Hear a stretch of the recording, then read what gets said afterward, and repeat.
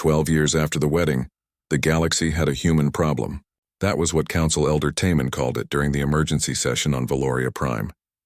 He was 847 years old, one of the oldest living Valorians, and he did not hide his concerns anymore. 3 more royal marriages, Elder Taman announced to the assembled council. 3 more noble families have allowed their children to marry humans.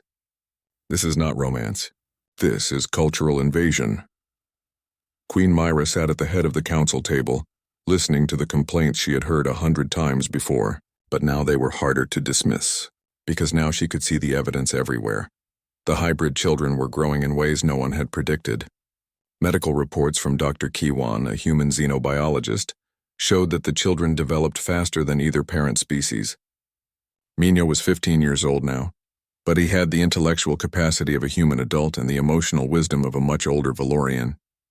He had founded something called the Hybrid Alliance, an organization dedicated to peaceful integration of species. Yuna had become the youngest diplomatic mediator in Galactic Council history.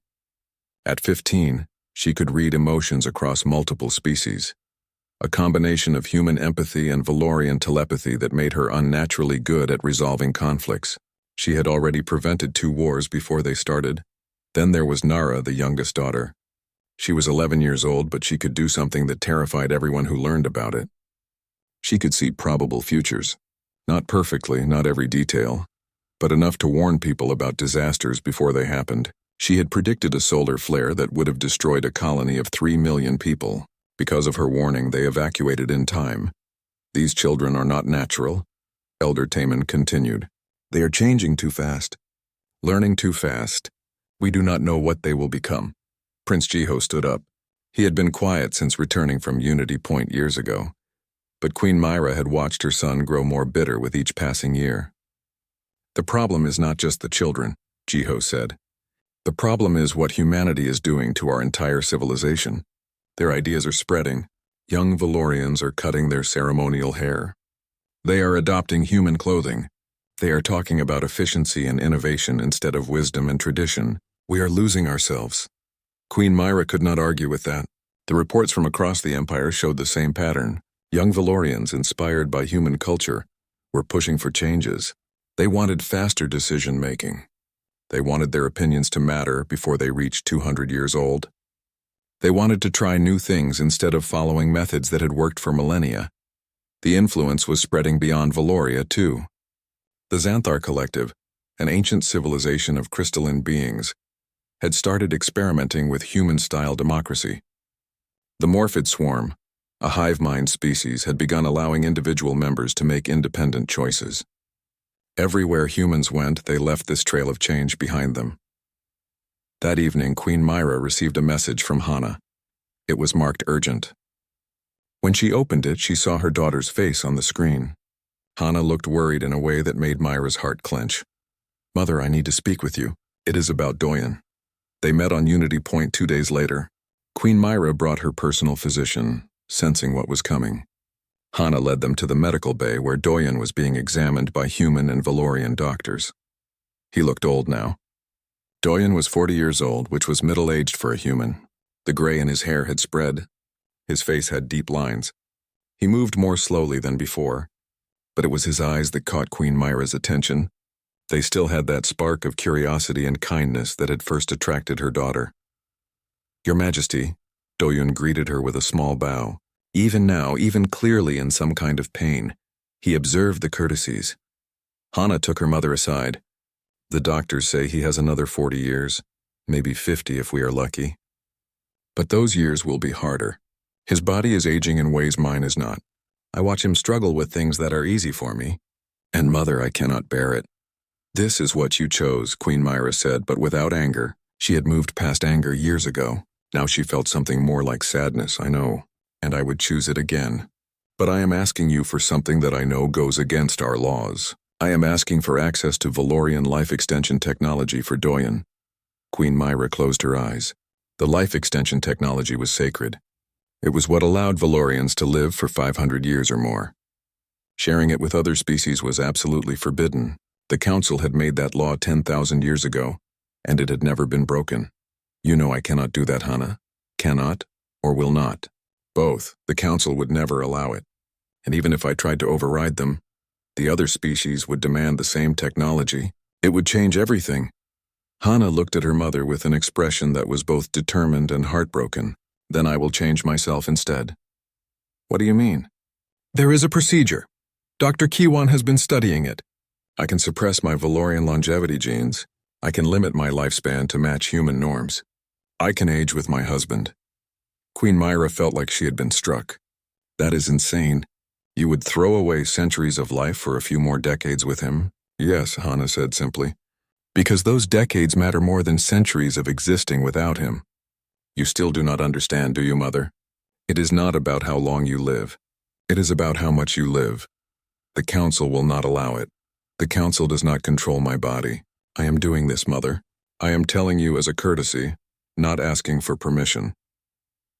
3 weeks later, Hana underwent the procedure. It was broadcast across the galaxy because everything the royal family did was public. Millions watched as Princess Hana chose to become mortal, to age and die like a human, all for love. The reaction was immediate and divided. Half the galaxy called it the most romantic thing they had ever seen. The other half called it madness. On Valoria Prime, protests erupted. Young Valorians supported Hana's choice. Older Valorians saw it as a betrayal of everything their species represented. Queen Myra watched the procedure from her throne room, alone. She watched her daughter choose a shorter life.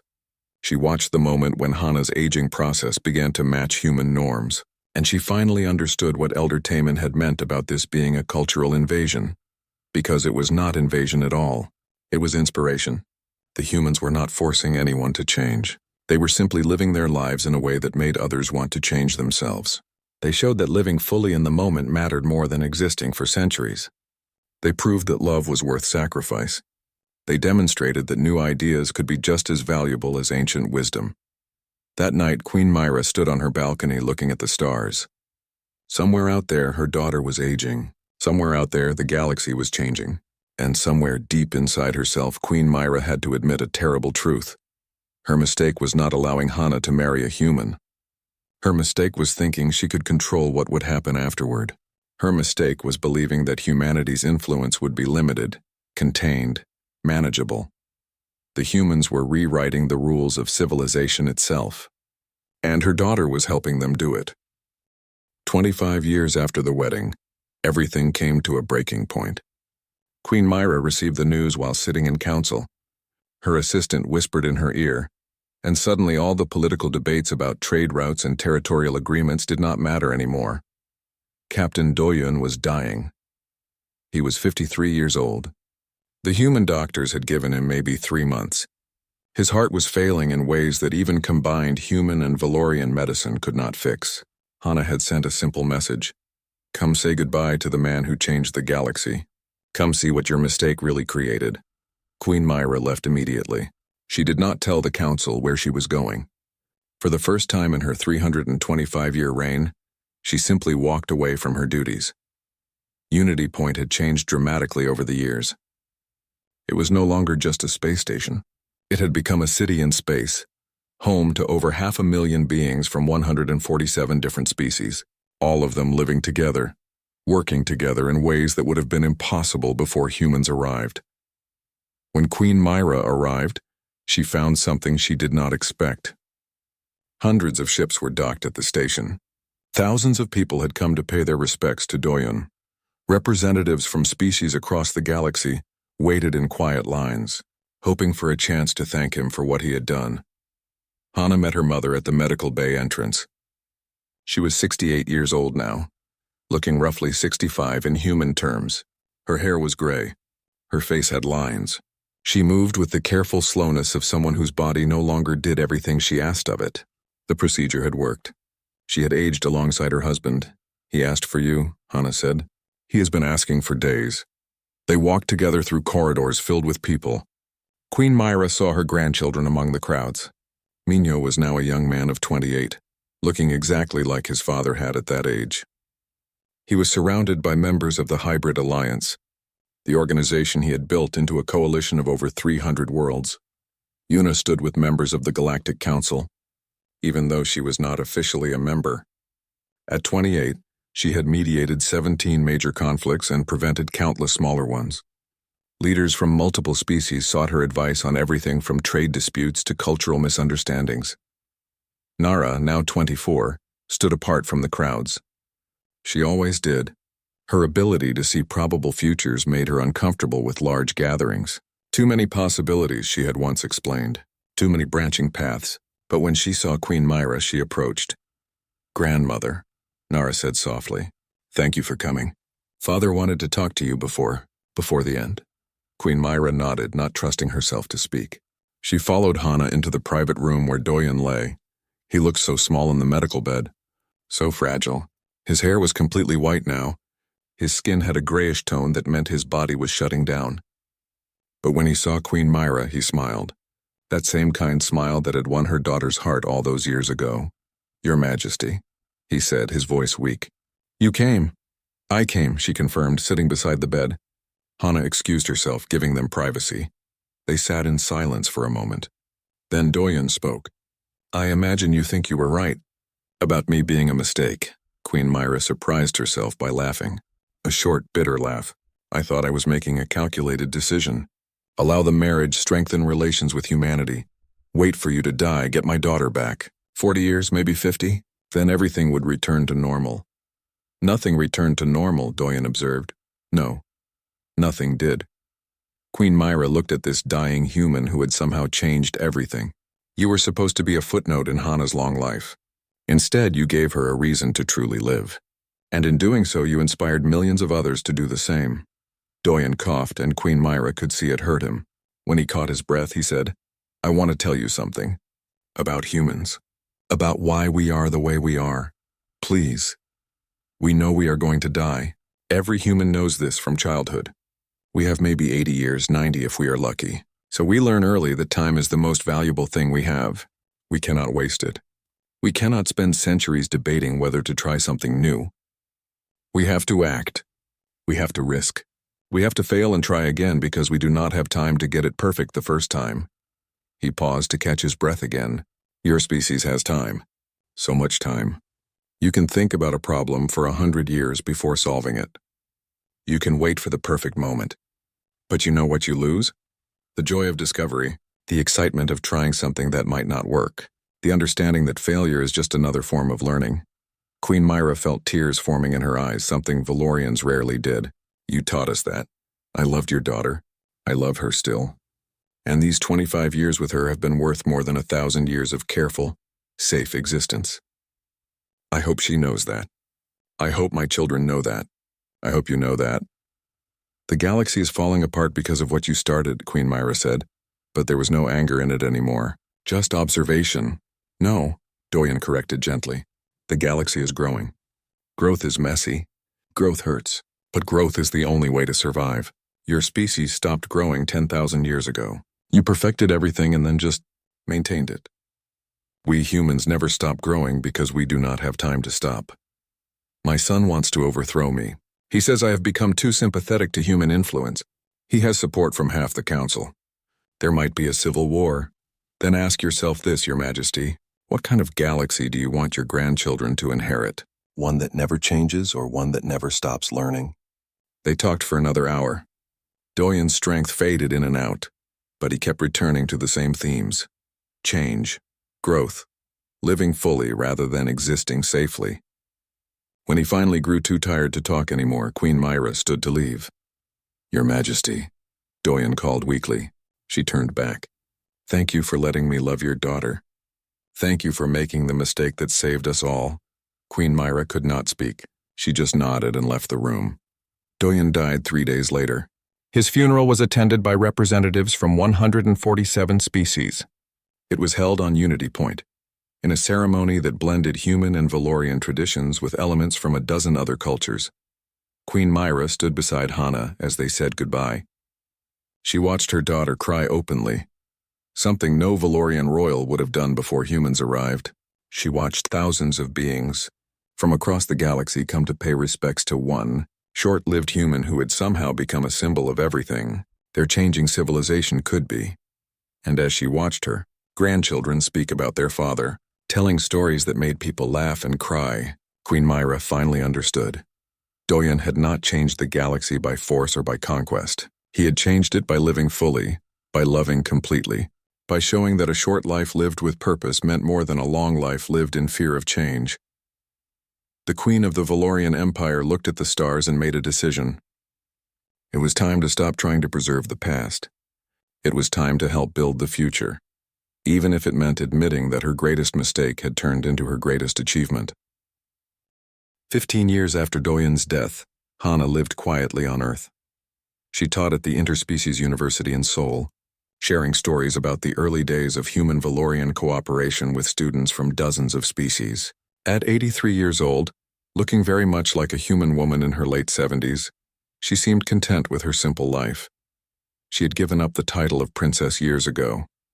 She walked through the campus without guards, ate lunch in the cafeteria with students, and lived in a small apartment overlooking the Han River. Sometimes people recognized her, but mostly she was just Professor Hana, the elderly teacher who told the best stories. On Valoria Prime, things were very different. Queen Myra was now 623 years old, and she had spent the last 15 years transforming her empire in ways that horrified the conservatives and inspired the young. She had proposed the unthinkable, reforming the Galactic Council into a true democratic federation where every species had equal voice. The proposal had split the galaxy. Half supported it, half violently opposed it. And in the middle of this chaos, Prince Jiho had gathered his own followers. He commanded a fleet of 300 ships, all loyal to the old ways. He promised to restore traditional Valorian values and end what he called the human corruption. The galaxy stood on the edge of civil war. It was Nara who saw it coming. At 39 years old, she had become known across the galaxy as the Prophet. She rarely spoke about what she saw in the probable futures, but when she did, people listened. She sent the same message to both her grandmother on Valoria Prime and her mother on Earth. The convergence is coming. Everyone must choose, Queen Myra understood immediately. This was the moment when all the changes of the past 40 years would either solidify into something new or collapse back into the old ways. She called for a gathering on Valoria Prime. Every major species sent representatives. The council chambers, built to hold 500 beings, swelled to accommodate over 2,000. Hana received the invitation in her small apartment. She had not been back to Valoria Prime in 10 years. She looked at the formal summons for a long time before making a decision. She packed a small bag, said goodbye to her students, and boarded a ship for her homeworld. When she arrived, she found the planet on the brink of chaos. Jiho's fleet surrounded the capital city. His supporters filled the streets, demanding that the queen step down. The council was paralyzed, unable to agree on anything. Violence seemed inevitable. Queen Myra was in her private chambers when Hana arrived. For a long moment, mother and daughter just looked at each other. Then Myra said, "I need your help. I need you to speak to the council.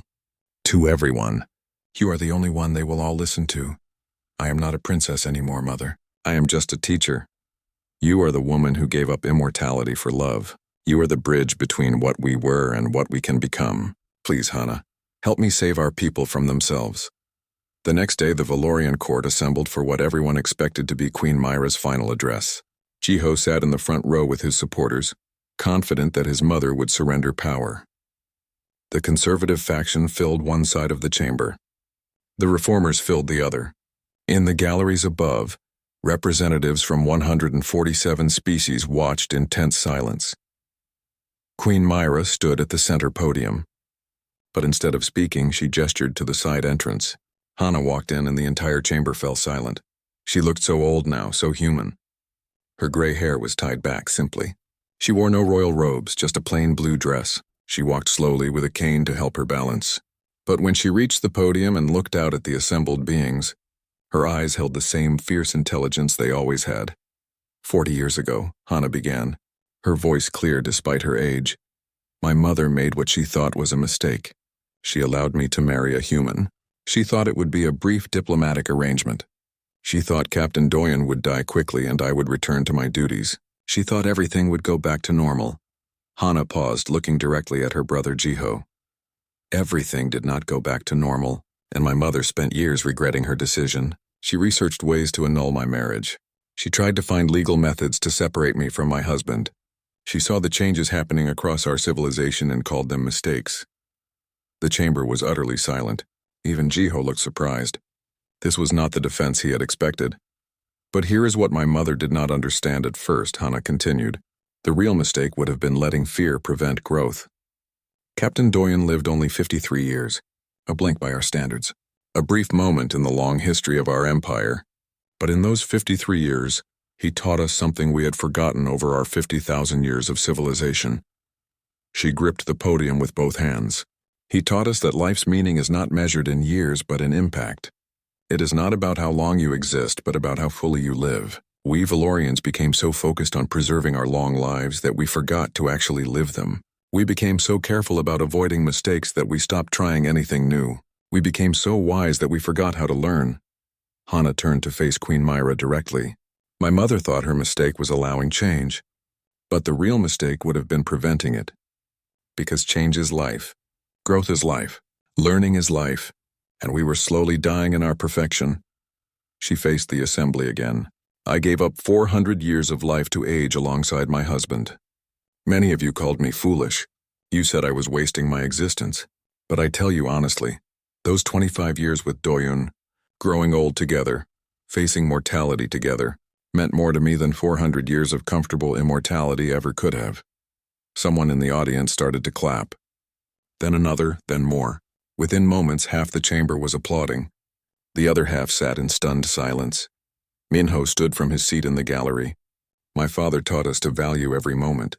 The Hybrid Alliance represents over 500 worlds now, all working together because they learned this lesson. We do not have to choose between old wisdom and new ideas. We can have both. Yuna stood as well, her voice carrying across the chamber with practiced diplomatic skill. I have mediated conflicts between 40 species. You know what I learned? Every species has valuable perspective. The old species teach patience. The young species teach adaptability. Together we are stronger than we ever were apart. Then Nara stood. She rarely spoke in public, and when she did, everyone listened. I see probable futures. I see the paths we can take. If we choose isolation and tradition over cooperation and growth, I see our civilization slowly fading away over the next 1,000 years. If we choose to learn from each other, to adapt, to change, I see a future where we thrive for 10,000 more. The choice is ours. Prince Jiho stood abruptly. This is exactly what I warned about. We have lost our identity. We have become humans. No, Queen Myra said, standing now. Her voice filled the chamber with authority built over 6 centuries. We have not become humans. We have become better Valorians. My daughter taught me that. Her husband taught me that. Their children taught me that. And now I am teaching all of you. She looked across the assembled leaders. I propose the Doyen Accords, a new charter establishing equal rights and representation for all species in a democratic federation. Not because the old ways were wrong, but because we learned better ways. Not because tradition has no value, but because tradition should grow rather than stagnate. This is madness, Jiho shouted. Mother, I cannot let you destroy everything our people built. Then you will have to remove me from power, Queen Myra said calmly. But know this, if you start a war over this, you will lose. Not because your fleet is weaker, but because the future is not on your side. The galaxy has already chosen change. You can fight it or you can help shape it. For a long moment, the chamber hung in balance. Jiho looked at his mother, at his sister, at his nieces and nephews. He looked at the assembled representatives from 147 species, most of them watching him with expressions that said they were ready to fight if necessary. Finally, he sat down. I do not support this, but I will not start a war over it. The people can decide. The vote took 3 days. In the end, the Doyen Accords passed with 68% support. A new galactic charter was signed establishing equal representation for all species. And in an unprecedented move, Queen Myra announced she would step down as absolute ruler of the Valorian Empire. She named Yuna as her successor, the first hybrid queen. A woman who was both human and Valorian, who could bridge worlds and species, who represented everything the new galaxy could become. 6 months later, Hana stood at the memorial on Unity Point where Doyen's statue had been erected. It showed him as he was at 30, young and hopeful, looking toward the stars. Around his statue were others, scientists and diplomats, artists and teachers, all the people who had helped build the bridge between species. Queen Myra joined her daughter there. They stood in comfortable silence for a while, watching ships pass by through the large windows. Ships carrying beings from dozens of species, all working together, all moving forward together. I thought I made a mistake letting you marry him, Queen Myra said finally. Hana smiled, her aged face crinkling with genuine warmth. The grand hall of Valoria Prime stretched higher than any building on Earth. Its walls glowed with a soft purple light that came from the crystal structure itself. Queen Myra sat on her throne, watching the human delegation enter her court. She had ruled the Valorian Empire for 300 years, and in all that time, she had never felt so annoyed by a diplomatic visit. The humans walked with confidence that seemed strange for such a young species. They had only been traveling through space for 200 years. The Valorians had been exploring the galaxy for over 50,000 years. Yet here they were, these short-lived creatures acting as if they belonged among the great civilizations. Captain Doyun led the human group. He was tall for a human, with dark hair and eyes that seemed to take in everything around him. He wore the dark blue uniform of Earth's diplomatic corps. When he reached the throne, he bowed in the Valorian way, with his right hand over his heart. "Your Majesty," Doyen said in perfect Valorian language, "Earth sends its respect and gratitude for this opportunity." Queen Myra nodded slowly. She had to admit the humans learned quickly. This one had mastered their language in less than a year. "Captain Doyen, your species has proven itself capable in battle. The Council has decided you may establish an embassy here." What Queen Myra did not expect was her daughter's reaction. Princess Hana stood among the court observers, and Myra saw the way her daughter's eyes fixed on the human captain. It was a look of curiosity that the Queen had not seen in Hana for decades. The weeks that followed troubled Queen Myra. Hana began spending time in the human section of the palace. She claimed she was studying their culture for diplomatic purposes. But Myra knew her daughter better than that. Hana was 89 years old, still young by Valorian standards, and she had always been curious about other species. One evening, Myra's guards reported that Hana and Captain Doyen had been seen together in the palace gardens, not at an official function, just the two of them talking under the 3 moons. Queen Myra confronted her daughter the next morning. "What are you doing with the human?" Hana looked at her mother without fear. "Talking, learning, is that not what diplomacy means?" "You know exactly what I mean, Hana. The court is already talking. A princess does not spend private time with alien delegates." "Why not?" Hana asked. "You married father and he was from a different clan. The council said that was impossible too. That was different. We were the same species." Hana stepped closer to her mother. "Captain Doyen is the most interesting person I have met in 30 years. Do you know what he told me? Humans only live about 80 or 90 years. Can you imagine, Mother? Their entire existence is shorter than my childhood, and yet they accomplish so much. They build, they create, they love, they dream. They do in one lifetime what takes us centuries to consider." Queen Myra felt a cold fear in her chest. "That is exactly why this is foolish. He will be dead before you are even middle-aged. You will barely remember him. Or maybe," Hana said quietly, "that is exactly why it matters." The secret meetings continued. Palace guards reported seeing them in the library and the gardens and the observation deck overlooking the city. They talked for hours. Sometimes Doyen would play human music for Hana on a small device he carried. Sometimes Hana would show him Valorian art that was older than human civilization. 3 months after the embassy opened, Captain Doyen requested a formal audience with Queen Myra. This time he came alone, and he looked nervous in a way that surprised her. Humans were usually good at hiding their emotions, but this one's hand shook slightly as he bowed. "Your Majesty, I come to request something that may seem impossible to you." "Speak," Myra said, already knowing what he would say. "I wish to formally court Princess Hana. I know our species are different. I know I will not live as long as she will. I know the court will find this strange. But I love her, and she has told me she loves me. I am asking for a chance to prove that this union could mean something greater than just 2 people." Queen Myra wanted to laugh. She wanted to be angry. Instead, she felt tired. "What could possibly be greater than 2 people, Captain?" Doyen lifted his head and looked directly at the Queen. It was bold, almost rude by Valorian standards, but she let him speak. "A bridge, Your Majesty, between old and new. between different ways of seeing the universe. You have lived for centuries. My entire species has only been in space for 2 of those centuries. But we have survived wars, diseases, disasters. We have built ourselves up from nothing again and again. We do not give up. We do not stop growing. And Princess Hana sees something in that. She sees that maybe there is value in both ways of living. The queen was silent for a long moment. Then she said, "You will die. Probably within 50 years. She will go on living for centuries more. Do you understand that?" "Yes. You will grow old while she stays young. You will become weak while she remains strong. Your children, if you have any, will be something neither human nor Valorian. Do you understand that?"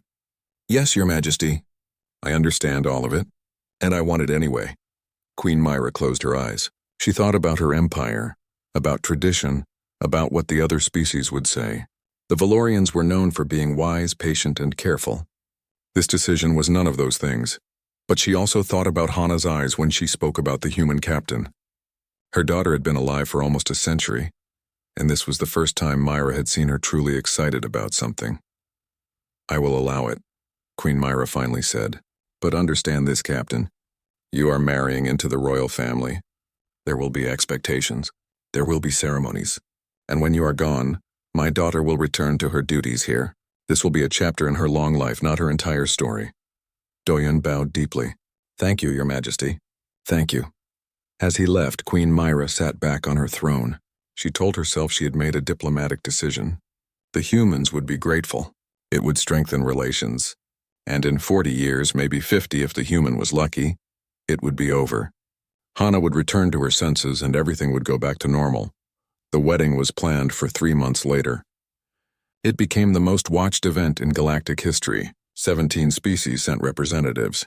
The ceremony blended Valorian and human traditions in ways that had never been done before. When Hana and Doyen stood together under the light of the 3 moons, speaking vows that promised a lifetime together, the entire galaxy watched. Queen Myra stood beside them, wearing her ceremonial robes. She smiled for the cameras and the crowds, but inside she kept thinking the same thought over and over. 40 years, maybe 50. Then everything would return to normal. She had no idea how wrong she was. 5 years had passed since the wedding, and Queen Myra had not visited her daughter in over a year. She told herself she was busy with empire matters. The truth was more complicated. Every report she received from Unity Point, the space station where Hana and Doyen lived, disturbed her in ways she could not quite explain. Unity Point floated between Earth and Valoria Prime, a massive station built jointly by both species. It had become a symbol of cooperation between humans and Valorians. Thousands of people from dozens of species now lived there, working together on various projects. When Queen Myra finally decided to visit, she brought her 2 older children with her. Prince Jiho and Princess Soman had always been traditional Valorians. They believed in the old ways and keeping their species pure and separate from lesser civilizations. The shuttle docked at Unity Point's Royal Bay. As they walked through the corridors, Myra noticed how different everything looked. The walls were covered with art from multiple species. Human jazz music played softly in the background. Workers from a dozen different worlds moved past them, all working together without the rigid hierarchy that defined Valorian society. Hana met them at the entrance to her quarters. Queen Myra almost did not recognize her daughter. Hana's long ceremonial hair, which traditionally reached her waist, had been cut short to her shoulders. She wore practical human-style clothing instead of Valorian robes. She looked efficient. That was the word that came to Myra's mind, and it bothered her deeply. "Mother," Jiho, Somin. Hana embraced each of them warmly. "Come in. I want you to meet your grandchildren." The twins were 3 years old. Minho and Yuna ran toward them with the kind of energy Valorian children never showed. Valorian young were quiet and contemplative. These children laughed loudly and touched everything with curious hands. Minho had his mother's purple-tinted eyes but his father's dark hair. Yuna had her father's brown eyes but her mother's facial structure. They were beautiful in a strange way that made Queen Myra uncomfortable. "They are energetic," Queen Myra said carefully. Hana laughed. "They are human and Valorian. They have the best of both worlds. Watch this, Minho. Show grandmother what you can do." The little boy placed his hand on a tablet device. Immediately, the screen lit up and began showing images that responded to his thoughts. He was interfacing with technology through touch, combining human intuition with Valorian telepathy in a way that should not be possible. Extraordinary, Prince Jiho said, but his tone suggested he did not mean it as a compliment. Doyen joined them for dinner. He looked older than Queen Myra remembered. 5 years was nothing to a Valorian, but humans changed quickly. He had lines around his eyes now and a few gray hairs, yet he seemed happy in a way that was almost infectious. During the meal, they discussed politics. Doyen had established something called the Interspecies Technology Initiative. Human engineers and Valorian scientists worked together, sharing knowledge freely. This went against everything the Valorian Empire believed about protecting their advanced technology. "You are giving our secrets away," Soman said bluntly. Doyen smiled. "We are sharing. There is a difference. The humans teach the Valorians about rapid prototyping and creative problem-solving. The Valorians teach humans about long-term thinking and energy efficiency. Everyone benefits. But we have always been the advanced ones," Soman protested. "Our technology is superior." "Was superior," Hana corrected gently. "The humans caught up in some areas. In other areas, they surpassed us. Their medical technology saved 15 Valorian lives last month when our own doctors could not." Queen Myra felt her jaw tighten. This was worse than she had imagined. Her daughter was not just married to a human. She was becoming human in her thinking. The next day, there was a state dinner with ambassadors from multiple species. Queen Myra watched as Hana spoke passionately about reforming the Galactic Council's voting system. The Council had used the same system for 10,000 years. It gave more power to older species and less to younger ones. Humans had been pushing to change it, and now Hana was supporting them publicly. "The current system assumes that age equals wisdom," Hana told the assembled diplomats. "But what if that is not always true? The humans have shown us that fresh perspectives can solve old problems. Maybe it is time we listened." After the dinner, Queen Myra demanded a private meeting with her daughter. They stood in Hana's office looking out at the stars through the massive windows. "You are becoming too human," Queen Myra said, not hiding her anger anymore. "You are forgetting who you are." Hana turned to face her mother. "No, Mother. I am remembering who I could be. Do you know what Doyen taught me? That it is okay to change. That growth means letting go of things that no longer serve us. Those are human ideas. We are Valorians. We do not change on a whim. We think carefully. We move slowly. We preserve what has worked for thousands of years. And how many thousands of years did it take us to develop artificial gravity? 2,000. The humans did it in 50 years. How long did it take us to establish a functioning democratic council? We never did. The humans had one before they even left their planet." Queen Myra felt something close to panic. They rush. They make mistakes. They die before they can see the consequences of their actions. "Yes," Hana said softly. "They die. And because they die, they live. Really live. Every day matters to them. Every choice is important. They do not have the luxury of waiting centuries to make decisions. Mother, I have lived for 94 years and I have accomplished more in the last 5 than I did in the previous 89. Because Doyen taught me that time is precious. He is making you weak. He is making me strong in ways you do not understand yet." Queen Myra looked at her grandchildren playing in the next room. Minho was teaching Yuna something on a holographic display. They learned so fast, faster than Valorian children, faster than human children. They were something new, something that did not fit into any category. "What about tradition?" Queen Myra asked quietly. "What about our culture? Our way of life?" Hana walked over and took her mother's hands. "I love our culture. I love our traditions. But love means wanting something to grow, not keeping it locked in a box. The humans have a saying, adapt or die. Maybe it is time we Valorians learn to adapt." That night, Queen Myra could not sleep. She kept thinking about everything she had seen. Her daughter so changed. Her grandchildren so impossible. The entire station, full of species working together in ways that broke every rule about how civilization should interact. She thought about the empire she had ruled for 300 years. It was stable, orderly, predictable. Nothing changed quickly. Nothing disrupted the careful balance. But she also thought about what Hana had accomplished in 5 years. The medical advances, the technological breakthroughs, the 15 Valorian lives saved by human doctors. Before dawn, Queen Myra made a decision. She accessed the royal archives and began researching ancient Valorian laws, specifically laws about annulment of royal marriages. There had to be a way to undo this, to bring Hana back, to stop whatever was happening before it spread further. She told herself it was for the good of the empire, for the preservation of their species, for tradition and order and everything the Valorians had built over 50,000 years. But deep down, in a place she did not want to examine too closely, Queen Myra knew the truth.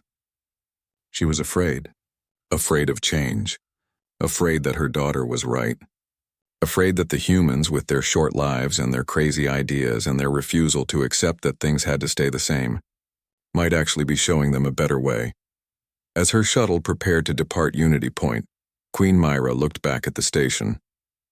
Through a window she could see Hana holding both twins, laughing at something Doyen had said. They looked happy. They looked like a family, and that, Queen Myra realized, was what frightened her most of all.